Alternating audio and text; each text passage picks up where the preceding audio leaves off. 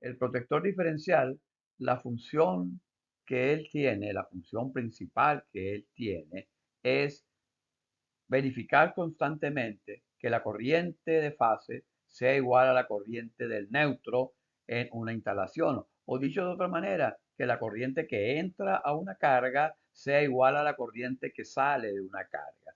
En realidad, esa igualdad no es exactamente igual lo que se chequea o lo que se verifica con el protector diferencial. Él permite una pequeña diferencia que es lo que se conoce como la sensibilidad del protector diferencial. El protector diferencial tiene unos bornes de entrada. Uno de ellos es el borne de entrada del neutro. Normalmente en el mismo protector está indicado con una letra N cuál es la entrada del neutro. Y el otro borne será el borne de entrada de la fase. Puede ser que no tenga ninguna indicación el borne de entrada de la fase o puede ser que tenga un número 1 para indicar que es el borne el primer borne que va a aparecer en el circuito.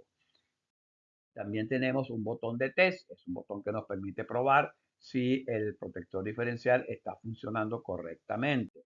Existe la palanca on-off, que es la palanca que nosotros podemos activar en forma manual para encender o para apagar el protector diferencial y permitir que alimente o que deje de alimentar la carga correspondiente.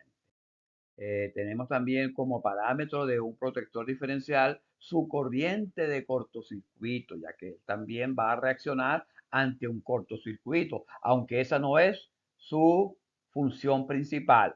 Él no está para eso están los automáticos termomagnéticos. Bien, el otro parámetro que tiene el protector diferencial será su sensibilidad. Eso es el valor que mencionaba anteriormente, que es la sensibilidad, un valor típico de sensibilidad para protectores diferenciales utilizados en instalaciones domiciliarias, es de 0,03 amperes, que es lo mismo que 30 miliamperes. ¿Okay? Casi todas las normas exigen protectores diferenciales para las instalaciones domiciliarias de una sensibilidad no mayor a 30 miliamperes. También tenemos la corriente nominal del protector diferencial. En este caso, el de este ejemplo, es un protector diferencial de corriente nominal igual a 25 amperes. Y por supuesto tenemos la tensión nominal de trabajo que el protector diferencial en cuestión tiene. Bien, otros parámetros son los bornes de salida. El borne de salida de fase y el borne de salida de neutro. Internamente, el protector diferencial se compone con un toroide aislado, por supuesto, que tiene unas bobinas internamente. Estas bobinas son, por aquí estaría el borne de entrada de la fase, estaría en esta parte, por aquí entra la fase, este conductor. El conductor se arrolla a través de este toroide, se le da unas 2 vueltas y luego sale y continúa su camino, pasa a través del mecanismo de corte, va a alimentar la carga, retorna por el neutro, también pasa por el camino de corte que también da un par de vueltas, la misma cantidad de vueltas que la fase, lo da también el neutro en el toroide y retorna hacia su borne de salida de neutro. Eh, eh, de esa manera es como está compuesto internamente el protector diferencial. También tiene una tercera bobina que está acoplada a un solenoide. Este solenoide, cuando se recibe un campo magnético y circula una corriente eléctrica por acá, el solenoide se activa y le manda la señal a el mecanismo de corte para que estos contactos se abran. El mismo principio que tiene un contactor cuando la bobina del contactor se energiza y hace que unos contactos se abran o se cierren. Bien, en este caso, los contactos se abren cuando esta bobina, por ella circula alguna corriente, producto del campo magnético que pueda haber en este solenoide.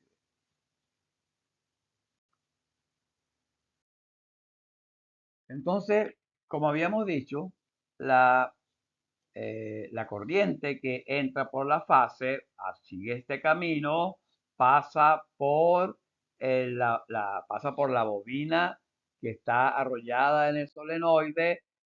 Al pasar la corriente por aquí va a crear un campo magnético. Ese campo magnético va a ser proporcional a la corriente y sub 1, que le hemos llamado así, la corriente de fase.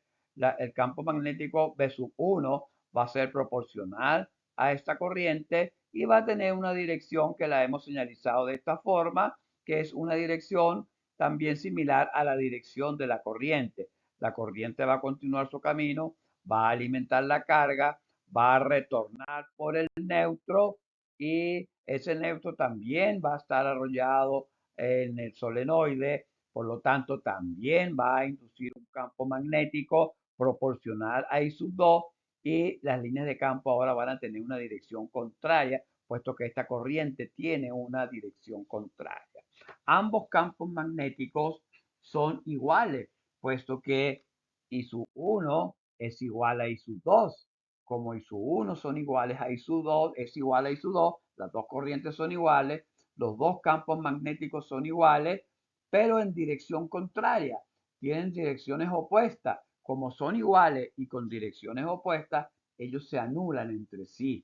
Y el efecto que hacen estos dos campos magnéticos en el toroide es nulo totalmente, como si no estuviera ocurriendo absolutamente nada. Al no ocurrir absolutamente nada, el sistema sigue estable, sigue alimentándose la carga desde la fase, retornando la corriente por el neutro y ahí se queda mientras esto esté conectado. Bien, mientras las corrientes ISU1 y la corriente ISU2 sean iguales, aquí no ocurre absolutamente nada.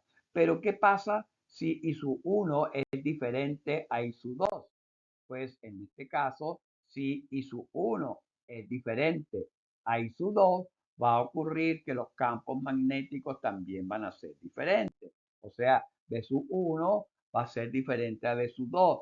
Y si eso pasa, va a ocurrir que estos dos campos magnéticos que están en sentido contrario no se van a anular ahora, no se van a anular y aquí va a quedar, en este toroide va a quedar un campo magnético resultante. Ese campo magnético resultante va a inducir una corriente en esta bobina del solenoide y el solenoide se va a activar y va a mandar la señal al mecanismo de corte y estos contactos se van a abrir, como en efecto se ve acá en el gráfico, que los contactos se abren. Cuando los contactos se abren, ¿qué ocurre? Que la carga deja de estar energizada y digamos que se suspende la alimentación que hay hacia la carga.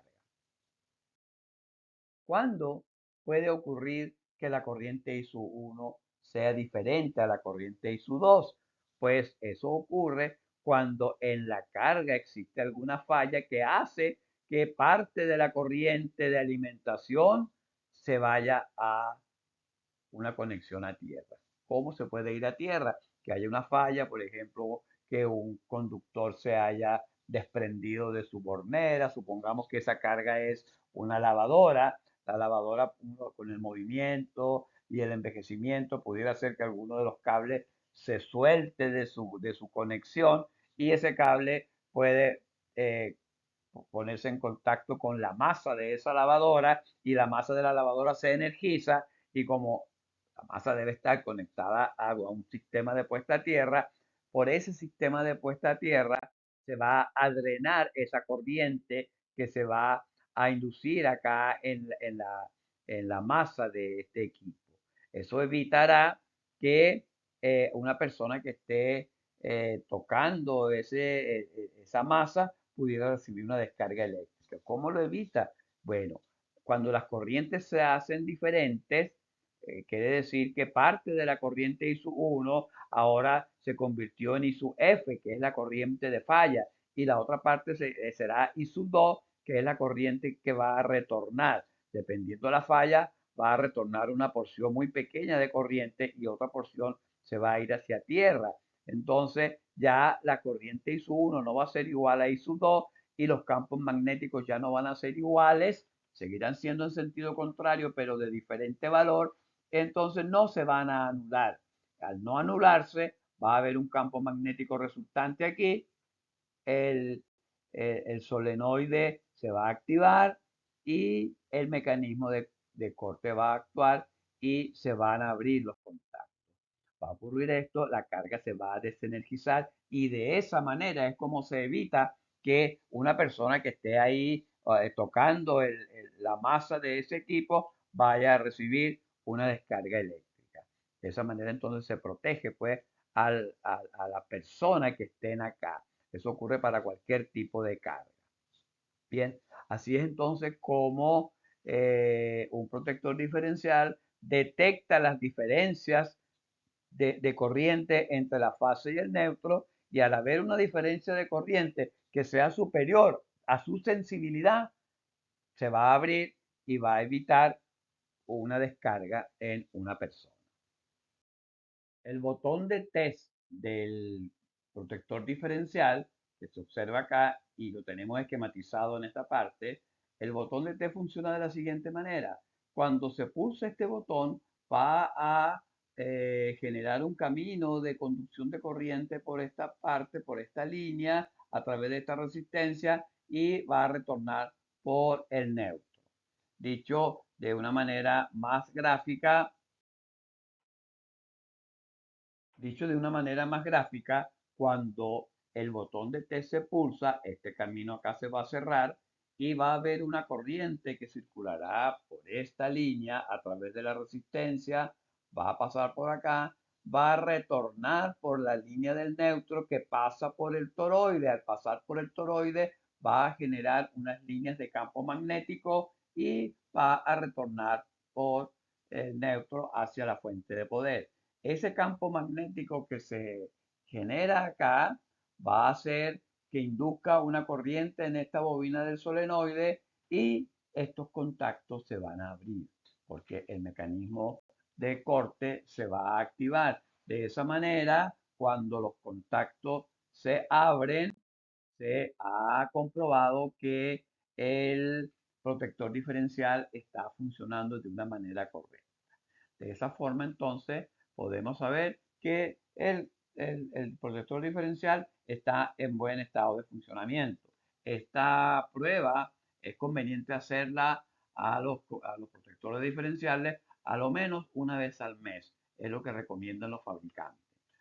Con eso garantizamos que tenemos los protectores diferenciales funcionando de una manera correcta. Bien, hasta aquí entonces este video acerca de protectores diferenciales. Si les gustó, le dan like, suscríbanse y compartan este video con sus relacionados y amigos. Será hasta la próxima. Muchas gracias.